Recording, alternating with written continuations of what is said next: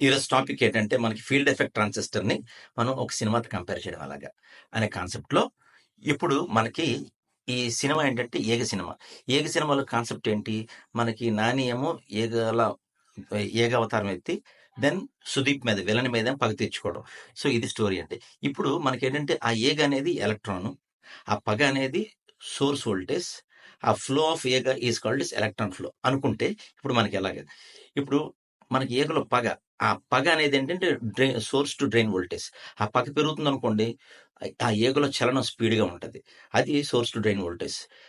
అంటే ఆ పగ ఏంటంటే ఎక్కువ పగ ఉంటే ఆటోమేటిక్ గా మనకి ఎక్కువ ఫ్లో ఆఫ్ ఎలక్ట్రాన్ అంటే ఫ్లో ఆఫ్ ఏగ మోషన్ ఉంటది, మూమెంట్.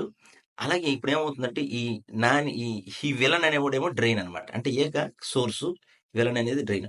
ఆ ఏగ ఎక్కడికి రావాలి? డ్రైన్ దగ్గర రావాలి. ఆ ఆ వోల్టేజ్ ఏంటి? పగ వోల్టేజ్ పెంచామనుకోండి దెన్ మో ఫాస్ట్ గా వచ్చి ఆడిని ఢీకొంటది అనమాట. కానీ ఇక్కడ గేట్ టు సోర్స్ వోల్టేజ్ అనేది ఒకటి ఉంది ఫీల్డ్ ఎఫెక్ట్ ట్రాన్సిస్టర్. ఆ గేట్ టు సోర్స్ వోల్టేజ్ ఏమో గేట్ ఓపెన్ చేసింది అనుకోండి, దెన్ ఆ ఏగ ఫ్లో అయిపోతుంది, ముందుకు వచ్చేస్తుంది విలన్ దగ్గరికి. గేట్ కానీ సోర్స్ క్లోజ్ అయింది అనుకోండి, దెన్ అది ఏగ రాదు. అది దానికి ఎగ్జాంపుల్ ఆ వీడియో కింద వీడియో ఉంది. అంటే gate to source voltage glass అన్నమాట. ఆ గేట్ వోల్టేజ్ ఓపెన్ క్లోజ్ అయిందంటే గ్లాస్ క్లోజ్ అయింది అనుకోండి, విలన్ క్లోజ్ చేశారు అనుకోండి, దెన్ అప్పుడు ఏగ రాదు. అదే విలన్ గాని డోర్ గాని ఓపెన్ చేశారు అనుకోండి, అప్పుడు ఏగ వచ్చేస్తుంది. ఇది ఫీల్డ్ ఎఫెక్ట్ ట్రాన్సిస్టర్ అండి. సో అర్థమైంది అనుకుంటా. Right, thank you very much.